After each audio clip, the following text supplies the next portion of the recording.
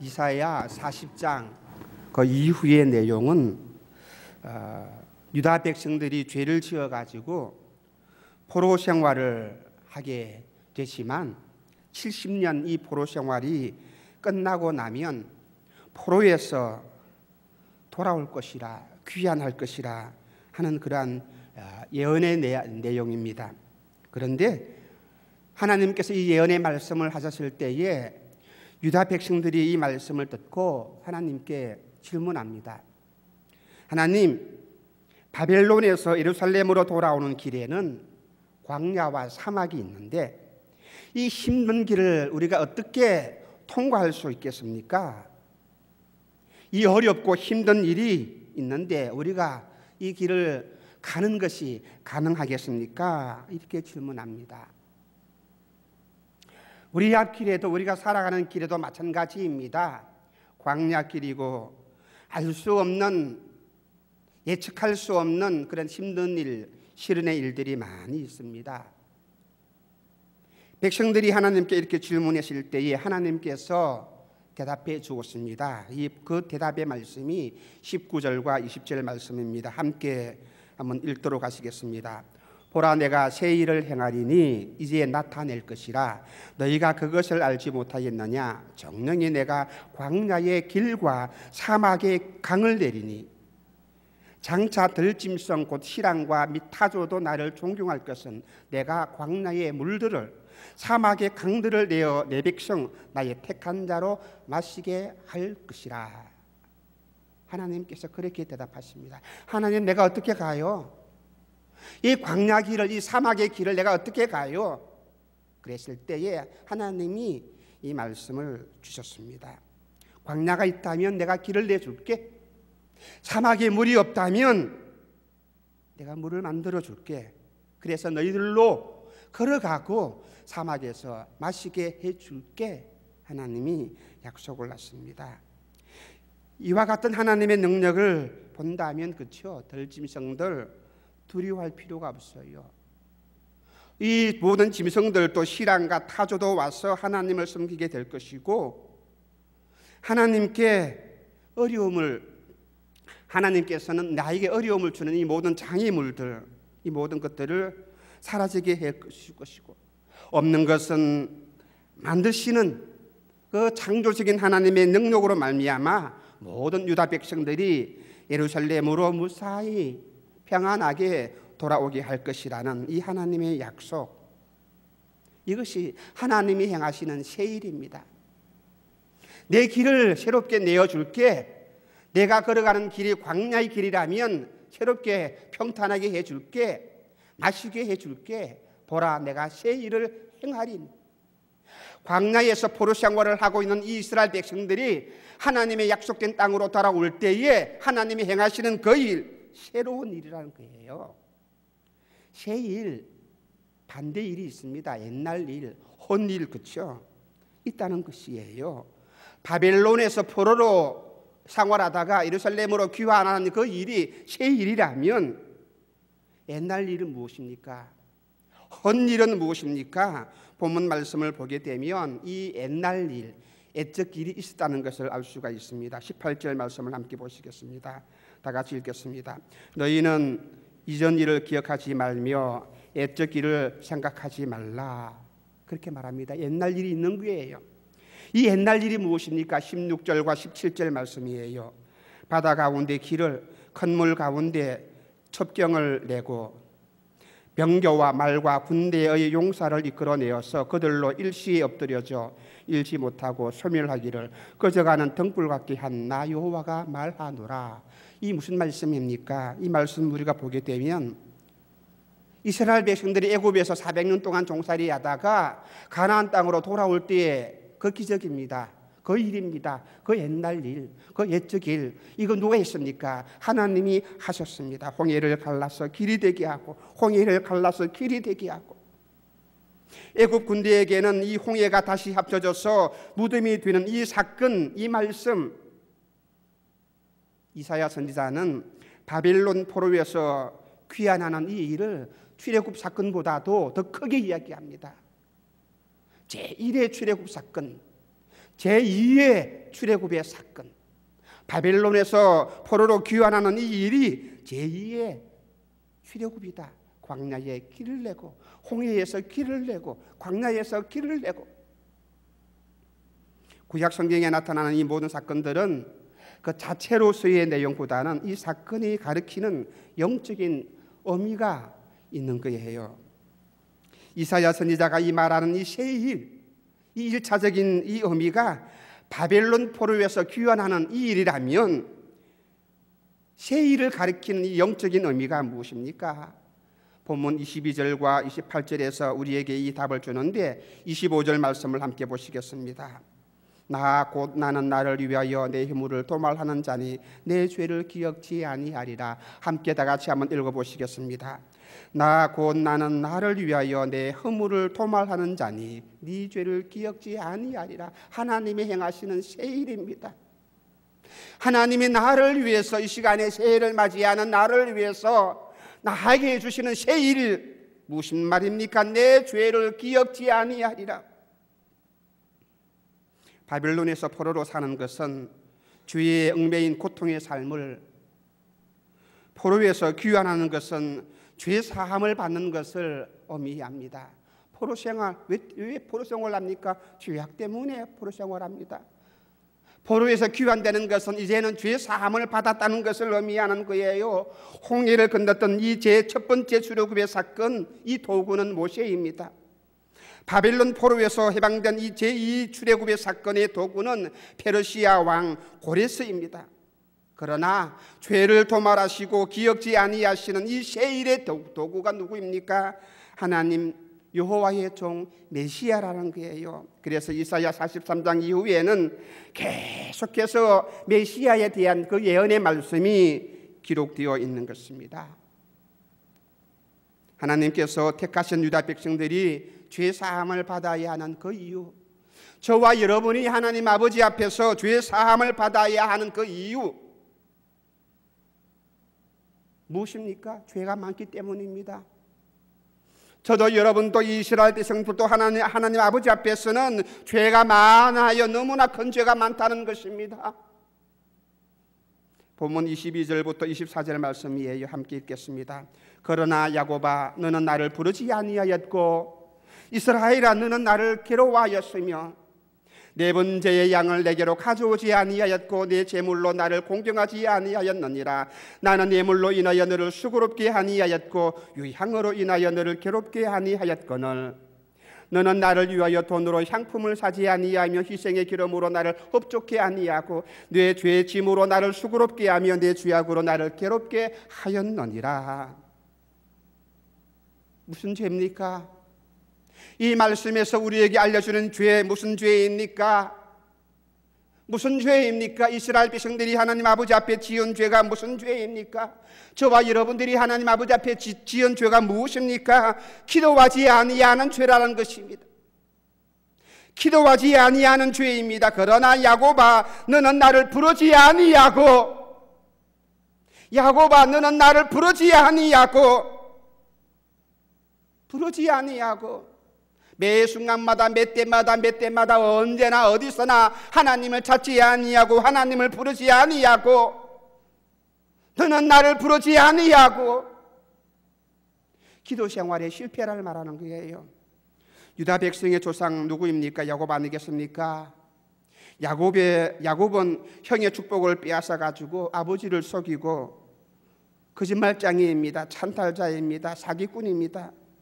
그러나 형 에서가 400명의 군사를 이끌고 야곱 자신에게 찾아온다고 위협을 느끼자 이 야곱은 야복 강가에서 무릎 꿇고 환도뼈가 부러지도록 하나님께 기도했습니다.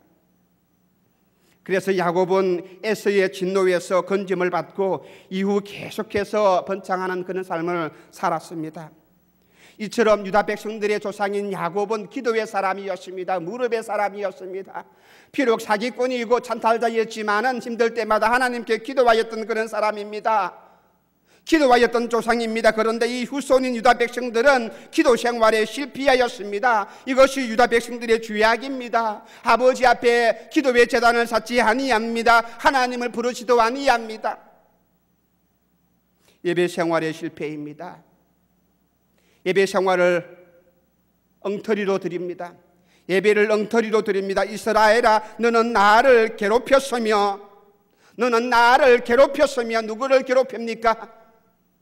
저와 여러분이 하나님을 괴롭힙니다. 이스라엘은 하나님을 지겨워하고 하나님께 예배하는 것을 지겨워하고 하나님께 기도하는 것을 힘겨워하고, 이것이 예배 생활의 실패입니다. 하나님께 드리는 예배를 지겨워했다는 말씀입니다. 우리 성도들은 예배에 성공해야 합니다. 성공한 인생은 예배에 성공하는 것입니다. 예배에 성공해야만이 우리의 모든 삶에서도 성공할 수가 있는 것입니다. 예배에 실패하면 인생도 실패합니다. 예배에 실패하면 여러분의 삶도 실패하고 여러분의 모든 삶도 실패합니다. 우리의 마음이 무거움으로 왜 가득 차 있습니까? 우리가 매 시간마다, 매일마다, 매 주간마다 하나님께 나와서 예배 드릴 때에 실패했기 때문입니다. 불신자들은 예배하고 아무런 상관이 없습니다. 하나님을 찾든지 하나님을 섬기든지 기도를 하든지 아니하든지 상관이 없어요. 그러나 저와 여러분들은, 우리 성도들의 성공과 실패의 이 관건은 예배에 있다는 사실입니다. 예배하는 자는 신령과 진정으로 예배할지니라. 그런데 많은 사람들, 성도들 볼 때에 예배에 많이 실패합니다. 어떻게 예배에 실패합니까? 지각합니다. 예배에 지각합니다. 이 예배에 지각하는 습관이 우리에게 너무나 많이 있습니다. 늘 예배 시간 5분 늦게 옵니다. 10분 늦게 옵니다. 이 시간에도 참석하는 많은 분들 가운데서 늦은 분들이 많이 있습니다. 습관적으로 예배에 늦게 옵니다. 하나님 아버지 앞에 예배하는데, 하나님께 예배하는 내 자신이 어떻게 우리가 높은 사람들을 만나러 간다 할지라도 그렇게 하지 아니합니다. 절대로 그렇지 아니합니다. 절대로 그러지 아니합니다. 온 정성을 다하고 우리의 모든 마음가짐, 옷가짐 다 챙겨가지고 일찍이 나와서 그 사람을 만나기 위해서 미리 나와서 기다리고 준비하고, 그 사람이 그 자리에 들어오게 되면 자리에 일어나서 그 사람을 영접하고요. 사람을 만날 때에도 그러하는데, 우리가 하나님을 만나서 예비하는 내 자신이 우리가 그저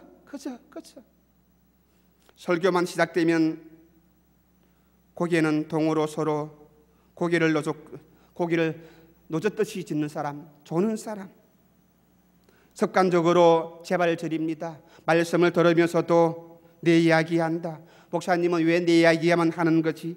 내 이야기를 누가 일러주었나? 이렇게 가슴에 서로 자기 자신이 서로 발전해가지고 삐딱하게 예배를 드립니다. 모든 말씀을 들을 때에도 삐딱한 마음으로, 삐딱한 눈으로 생각하고 그것도 그렇게 바라봅니다. 하나님 말씀을 증거하는데 다른 의도를 가지고 증거하는 사람들 아무도 없을 것인데, 그런데 말씀을 들으면서도 저 말씀은 나를 책하는 말씀이다, 그렇게 삐딱하게 생각하면서 말씀을 듣는 거예요. 어떤 사람은 축도가 끝나기 전에도 그냥 나갑니다. 바쁜 시간 때문에 그냥 나갑니다. 모든 예배가 마치기 전에도 그냥 나갑니다. 이와 같은 이 예배, 형식적인 그 예배, 기도하지 아니하는 것도 죄고 예배에 실패하는 것도 죄입니다. 우리는 예배하는 순간순간마다 처음부터 끝까지 모든 마음을 다하여서, 온 정성을 다하여서 내 생각에 내 마음이 오직 하나님께로만 향할 수 있어야 합니다. 무슨 죄입니까? 헌신하는데 실패했습니다. 올바르게 헌신하지 아니하였습니다. 보세요. 내 번제의 양을 내게로 가져오지 아니하였고, 번제의 양을 내게로 가져오지 아니하였고, 하나님 아버지 앞에 제물을 가지고 오지 아니하였습니다. 내 제물로 나를 공경하지 아니하였고, 나는 예물로 인하여 너를 수고롭게 아니했는데, 유향으로 인하여 너를 괴롭게 아니했는데, 너는 나를 위하여 돈으로 향품을 사지 아니하였고, 희생의 기름으로 나를 흡족해 아니하였고. 23절 24절 말씀 보세요. 하나님 아버지 앞에 예배를 드리오면서도 습관적으로 형식적으로 예배를 드리고 기도도 하지 아니하고, 예물도 가지고 오지 아니하고, 번제의 제물도 가지고 오지 아니하고, 이런 엉터리 같은 예배를 드립니다. 이런 모든 죄악들이 이스라엘 백성들에게 많이 있고, 어떻게 보면 저와 여러분에게도 많이 있다는 사실이에요. 사실 유다 백성들은 양과 염소를 많이 가져와서 부지런히 제사를 드렸습니다.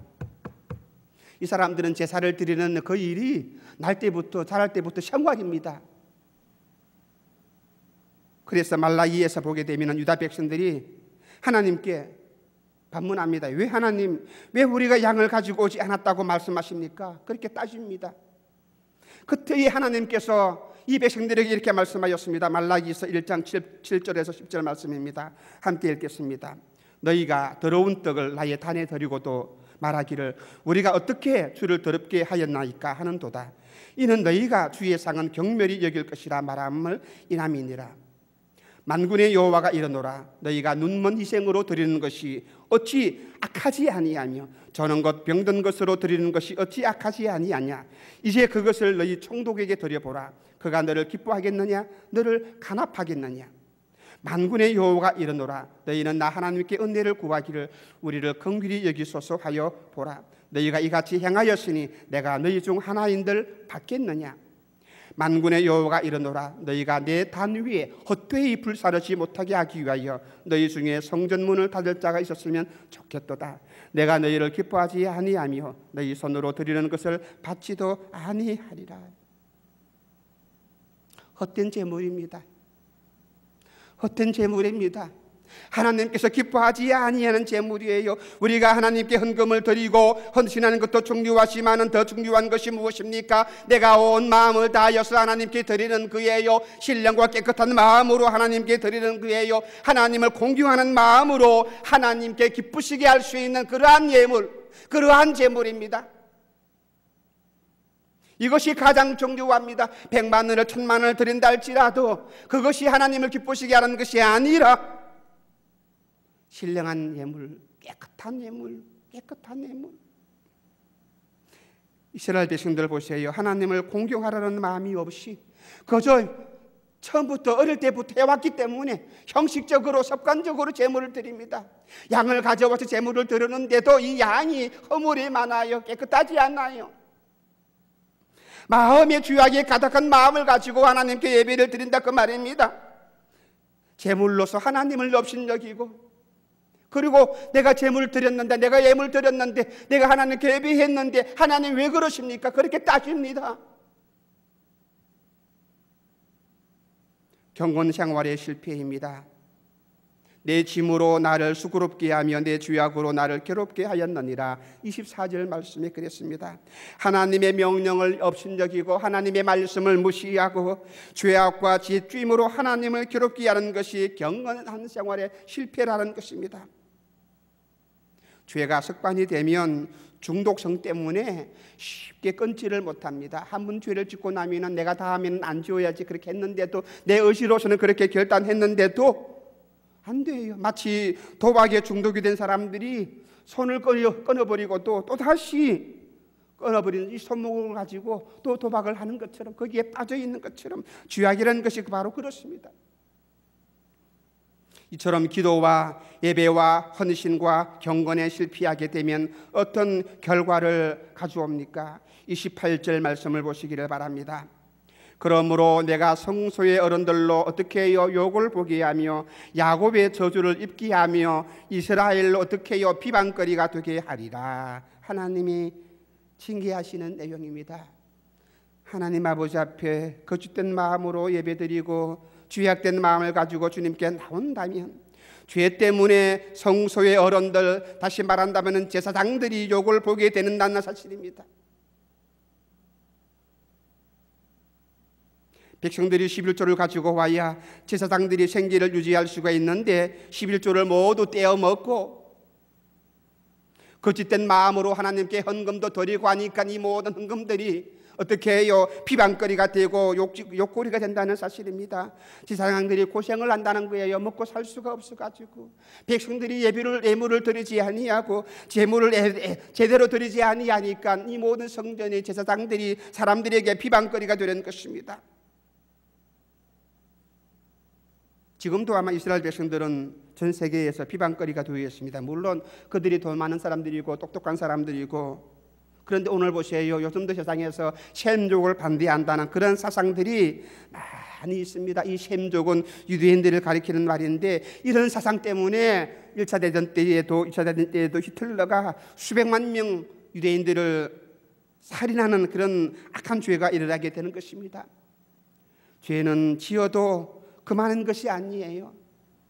죽게 되면 또 짓게 되고, 짓게 되면 또 짓게 되고, 중독성이 있어서 우리를 자꾸만 죄악으로 이끌어간다는 사실입니다. 그래서 이렇게 죄를 짓게 되면 이와 같이 저주와 고통이 따른다는 사실을 우리는 잘 알고 하나님께 곧바로 우리가 회개해야 합니다. 하나님께서 유다 백성들을 택하였습니다. 사랑해 주었습니다. 오늘 말씀 보니까 유다 백성들의 죄를 일일이 지적하시는 그 이유가 무엇입니까? 너희들에게 이러한 죄가 있는데 이렇게 밝히는 그 이유가 무엇입니까? 어떻게 보면 이방인들이 죄를 더 많이 짓습니다. 그럼에도 불구하고 하나님께서는 이 이스라엘 백성들에게 유독 택한 백성들의 죄를 일일이 지적을 하시면서 이들에게 깨닫게 하시는 이유가 무엇입니까? 왜 이렇게 이 죄악을 지적하십니까? 그것은 우리로 하여금, 유다 백성들로 하여금 이 죄를 용서함을 받게 하기 위해서입니다. 죄를 깨닫게 해주어서 그들이 회개함으로 인하여서 하나님께 용서의 은혜를 받기 위해서. 택함을 받지 못한 백성들의 죄악은 하나님이 지적할 필요가 없는 거예요. 왜요? 하나님께서는 그들의 모든 죄악을 용서할 계획들이 하나님께는 없기 때문입니다. 그래서 이사야서 43장 전체의 내용을 우리가 한번 읽어보시게 되면 하나님께서 택한 백성들이 있다는 것을 우리가 알 수가 있어요. 43장 1절 말씀입니다. 다 같이 읽겠습니다. 한번 읽어주시기를 바랍니다.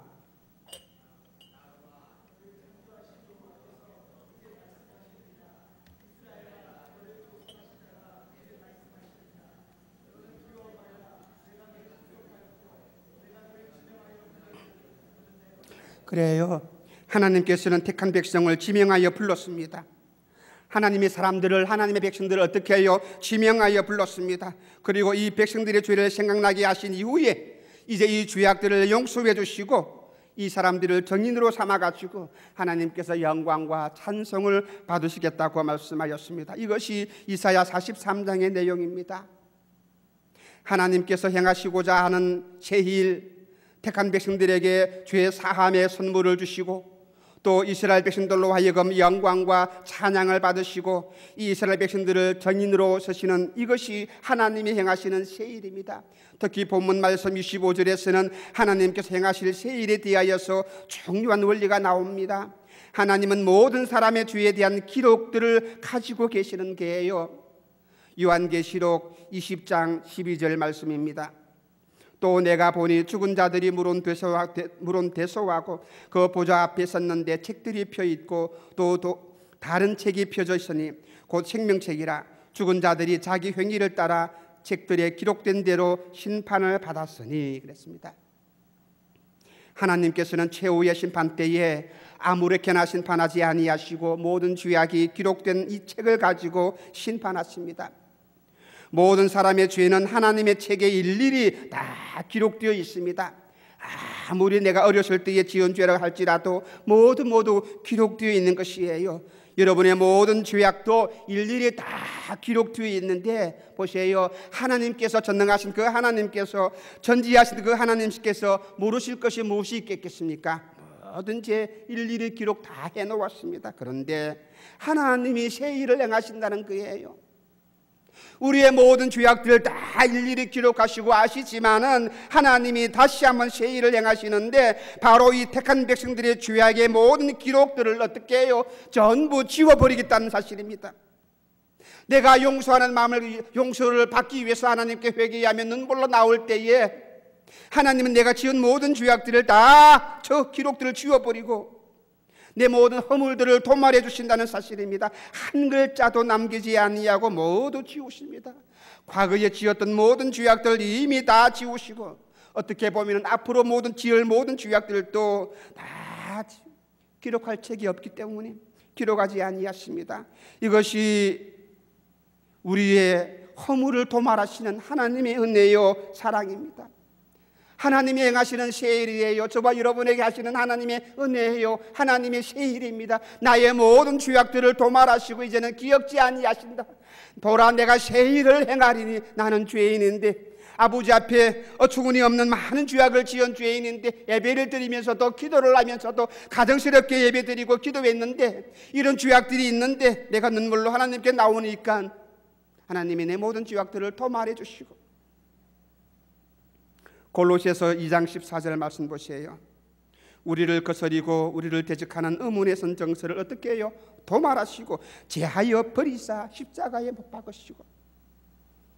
예전에는 사람이 범죄에서 감옥에 가게 되면 전과자가 되는데, 전과자가 되면 아마 이 전과 기록이 다 남아 있습니다. 그런데 가끔씩 대통령이 사면권을 행사할 때가 있습니다. 그러면 이 모든 전과 기록이 다 지워지게 됩니다. 죄에 대한 모든 기록들이 지워졌으니 이 사람의 생활이 얼마나 기쁘겠습니까? 이것처럼 하나님께서 우리의 모든 죄를 기록하는 이 모든 책들을 다 없애버리시고 도말해 주시겠다고 말씀하셨습니다. 이렇게 약속하시니 우리가 얼마나 하나님께 감사할 수가 있겠습니까? 내가 받은 은혜와 사랑이 얼마나 크겠습니까? 말 그대로 헤아릴 수도 없는 이 많은 죄가 예수님의 피로 말미암아 씻음을 받고 용서를 받고 오늘도 이 시간 우리가 아버지 앞에 나와서 예배드리며 찬송할 수가 있다는 사실입니다. 그런데 이 죄악의 책에 사본을 가지고 나를 괴롭히는 나쁜 존재가 있습니다. 마귀입니다. 마귀는 네가 지은 죄에 대한 사본의 기록들을 가지고 나를 공격합니다. 네가 예수님을 믿는다고, 네가 하나님께 헌금을 한다고 아니지 않느냐? 너는 간음도 하고 죄악들을 많이 지었는데 이 네가 지은 모든 죄 다 알고 있는데 이 죄를 가지고 어떻게 천국에 갈 수가 있느냐? 어림도 없다. 네가 지은 죄를 생각해 보라. 이렇게 마귀가 우리를 참소합니다. 우리를 괴롭힙니다. 그럴 때 여러분들은 어떻게 말하겠습니까? 담대하게 사탄아 물러가라, 귀신아 물러가라 라고 외치며 그들의 모든 공격들을 물리칠 수 있어야 합니다. 하나님이 이 모든 원분들 다 도말되었다고 말씀하셨습니다. 그렇게 약속했습니다. 그런데 이 마귀가 이 사본을 가지고 나와서 우리에게 공격합니다. 나에게 공격합니다. 그때에 마귀에게 까불지마고 도망가라, 물러가라고 우리가 선포하면서 그들의 공격을 물리칠 수 있어야 합니다. 내 죄에 대한 모든 원본들 다 도말되었습니다. 더 이상 존재하지 아니합니다. 그렇기 때문에 이제 우리는 괴로워하거나 슬퍼하거나 이 죄악 때문에 죄책감에 빠져서 힘들게 살아가지 마시기를 바랍니다. 죄의 사본을 가지고 나를 괴롭히는 것은 마귀의 일이에요. 여기에 넘어가지 마시기를 바랍니다. 하나님이 행하시는 새로운 일들이 무엇입니까? 모든 사람의 죄에 대한 기억 그걸 하나님이 다 가지고 계시는데 이것을 하지 아니하겠다 그렇게 말씀합니다. 에레미야 14장 10절 말씀입니다. 다 같이 읽겠습니다. 여호와께서 이 백성에 대하여 말씀하시되 그들이 어그러진 길을 사랑하여 그 발을 금하지 아니하므로 나 여호와가 그들을 받지 아니하고 이제 그들의 죄를 기억하고 그 죄를 벌하리라 하시고, 하나님이 우리 죄를 기억하시고 계십니다. 그런데 이 모든 기억들조차도 하나님이 하시지 아니합니다. 벌하지 아니하십니다. 하나님께서는 다시는 나의 죄를 기억하지 아니하는 그 새로운 일들을 하신다는 약속이에요. 히브리서 8장 12절 말씀이에요. 내가 저희 불의를 긍휼히 여기고 저희 죄를 어떻게 해요? 다시 기억하지 아니하리라. 너희의 죄를 다시 기억하지 아니하리라. 새해를 맞이할 때에 하나님이 나에게 주시는 은혜의 말씀입니다. 나 같은 죄인, 하나님이 나를 사랑하시고 내 가는 길을 열어주시고 내가 지었던 모든 죄악들을 기억하지 아니하시고 하나님이 다 아실 터인데도 불구하고 하나님이 기억하지 아니하시고 모든 죄악에 기록된 그 원본들 다 하나님이 없애버렸습니다. 하나님이 이 모든 죄악들을 일일이 기억하신다면 우리가 어떻게 아버지 하나님 앞에 설 수가 있겠습니까? 그런데 이 기록된 모든 원본들 하나님이 도말하시고 머릿속에 있는 기억조차도 하나님이 제하여 주시겠다고 말씀하셨습니다. 그러므로 이제 저와 여러분들은 하나님께서 잊어버리신 이 모든 죄를 다시는 판추하지 말아야 합니다. 내가 지었던 죄악이 무엇인데 내 같은 사람이 어떻게 하나님 아버지 앞에 설 수 있을까? 이렇게 반추하지 마시고 하나님이 약속하신 말씀을 믿고 하나님께 믿음을 가지고 나올 수 있는 저와 여러분 되시기를 주님의 이름으로 축원합니다. 우리가 예수님을 믿으면 내 모든 죄가 도말됩니다. 하나님께서 우리의 모든 죄를 잊으실 뿐만 아니라 기억조차도 하지 아니하신다고 말씀했습니다. 과거에 지은 죄뿐만 아니라 현재와 미래의 죄까지도 하나님이 다 도말하였습니다. 그래서 사도 바울이 로마서 8장을 통해서 우리에게 이 말씀을 강조해 주었습니다. 누가 하나님의 택하신 자를 대적하리요? 하나님이 나를 용서해 주시고 하나님이 내 모든 죄악들을 도말해 주시었는데 누가 나를 대적하리요? 하나님의 택하신 사람을 대적할 수가 있느냐? 누가 하나님께서 의롭다 하신 자를 송사할 수 있느냐? 누가 하나님께서 사랑하시고 그 택하심에 부르시는 자를 정죄할 수 있느냐? 현재일이나 장래일이나 능력이나 높음이나 기쁨이나 다른 아무 피조물도 하나님의 사랑에서 나를 끊을 수가 없느니라, 그렇게 말씀하셨습니다. 하나님이 나를 사랑하시고 내 모든 죄악들을 도말해 주시고 기억도 하지 아니하시고 생각조차도 하지 아니하신다고 말씀하셨습니다. 이것이 저와 여러분을 위한 하나님이 행하시는 새 일입니다. 25절 말씀 보세요. 나 곧 나를 위하여 내 허물을 도말하는 자니, 하나님을 위해서라도 내 모든 허물들을 어떻게 해요? 도말해 주시는 그 하나님의 사랑, 하나님의 능력을 잊지 마시기를 바랍니다. 본문 7절 말씀을 함께 보시겠습니다. 물은 내 이름으로 일컫는 자 곧 내가 내 영광을 위하여 창조한 자를 오게 하라. 그들을 내가 지었고 만들었느니라. 하나님이 내게 주시는 그 사랑과 은혜의 말씀이에요.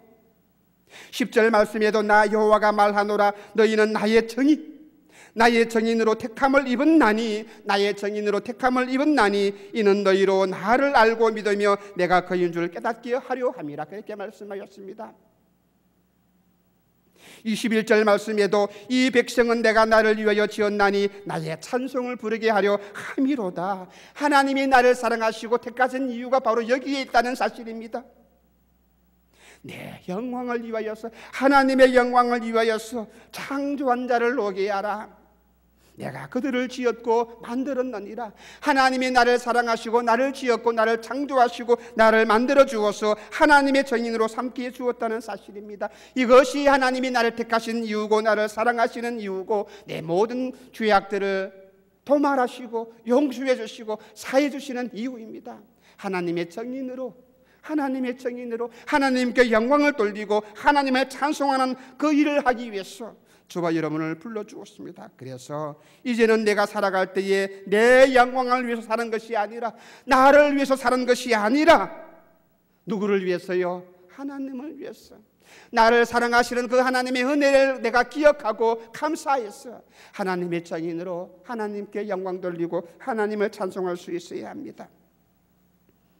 어떻게 보면 하나님께서는 영광을 받으시기 그 목적으로 우리 사람을 창조하였습니다. 이 목적을 따라 우리가 살아갈 때에 하나님의 복과 은혜가 우리에게 있는 줄로 믿는 것입니다. 빌립보서 1장 11절 말씀을 함께 보시겠습니다. 바울이 빌립보 교회의 교인들을 위하여서 기도한 내용입니다. 함께 읽겠습니다. 시작. 그래요. 우리 모든 삶이 하나님께 영광이 되고 하나님께 찬송이 되게 하려 함이라. 내 삶이, 내 입술이, 내 생각이, 내 언행심사가 하나님께 영광이 되어야 합니다. 하나님께 찬송이 되어야 됩니다.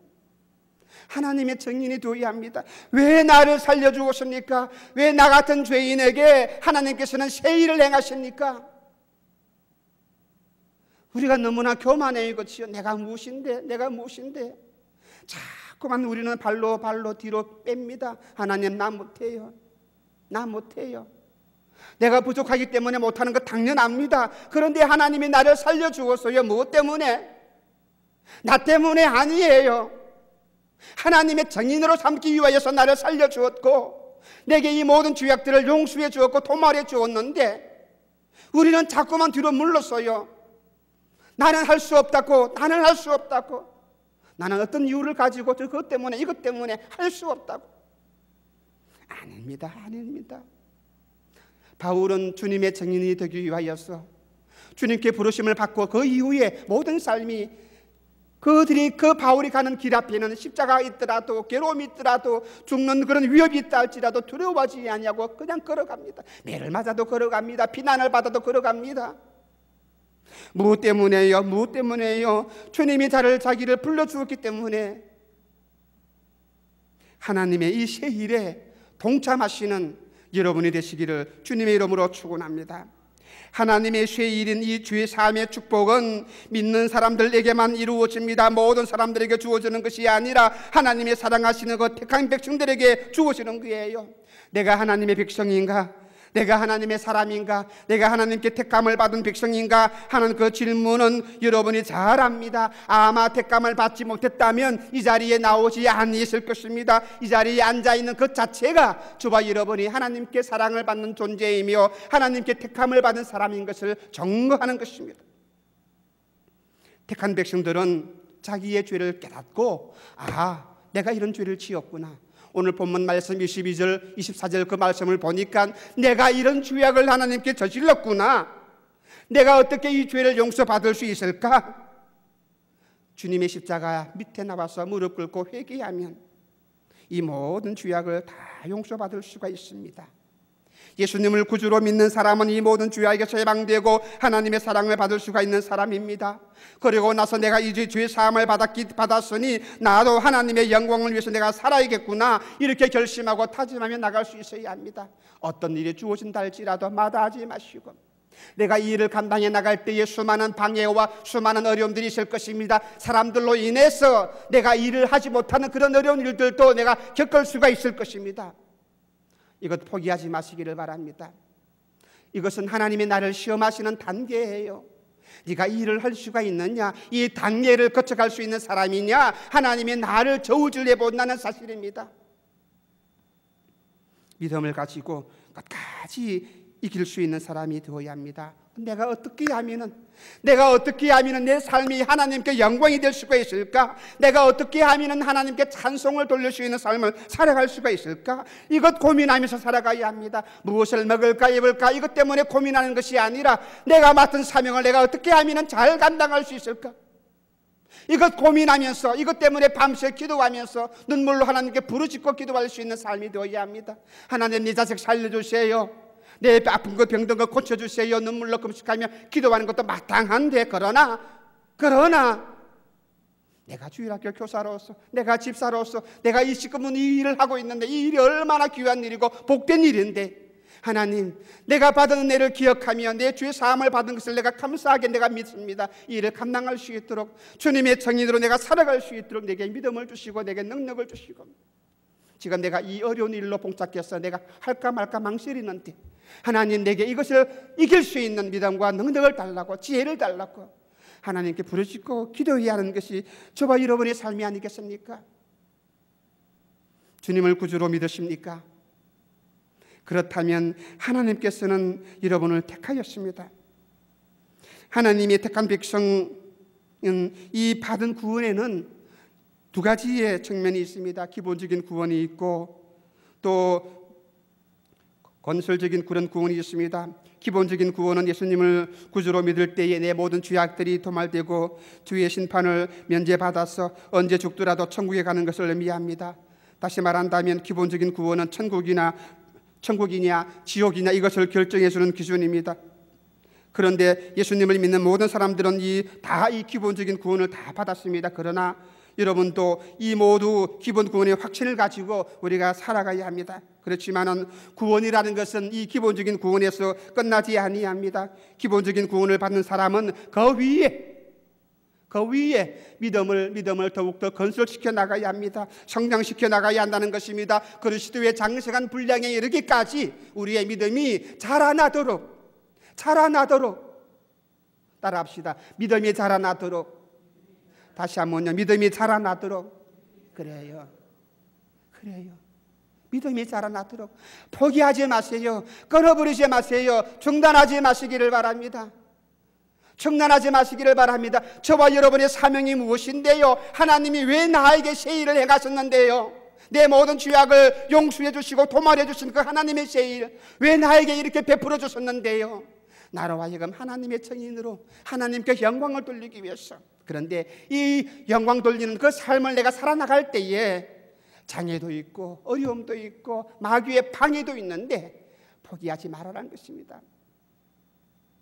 기도하면서 이길 수 있어야 합니다. 예수님을 믿은 이후에 선한 열매를 맺고 성령의 열매를 맺고 하나님이 기뻐하시는 그 열매를 맺고 죄악을 바라보면서 내가 미워하면서 살아갈 수 있는 그 삶이 건설적인 구원입니다. 다시 말한다면 열매를 맺는 삶이에요. 하나님 아버지 앞에 설 때에 착하고 충성된 종이다, 잘했다, 착하고 충실한 종이라, 이런 칭찬을 들을 수 있는 이것이 우리의 믿음이, 이런 믿음의 열매가 우리에게 있어야 합니다. 이런 선한 열매를 맺으면서 우리가 살아가야 합니다. 비록 내가 죄를 지었다 할지라도, 죄인이라 할지라도 하나님의 은혜로 용서함을 받지 않았습니까? 그렇기 때문에 이 은혜를 잊지 말고 내 생각에 내 발이 더럽혀지지 아니하도록 하나님이 요구하시는 그 믿음의 열매를 맺을 수 있도록 우리가 몸부림치며 하나님께 기도할 수 있어야 합니다. 날마다 발을 씻고 정결하게 되고 하나님께 감사를 드리고 하나님께 기쁨이 되어서 오늘도 이 한 해도 여러분의 모든 삶이 하나님께 복을 받을 수 있는, 은혜를 받을 수 있는 귀한 삶이 되시기를 주님의 이름으로 축원합니다. 함께한 마음으로 기도하시기를 원합니다. 하나님, 나에게 믿음을 주시옵소서. 내 모든 죄악을 도말해 주신 것을 감사합니다. 나에게 새 일을 행하신 하나님의 은혜를 내가 알고 깨닫고 감사합니다. 하나님, 나에게 성령의 충만함을 주시고 하나님의 증인으로 살아갈 수 있는 능력을 달라고 합심하여 하나님께 기도하시겠습니다.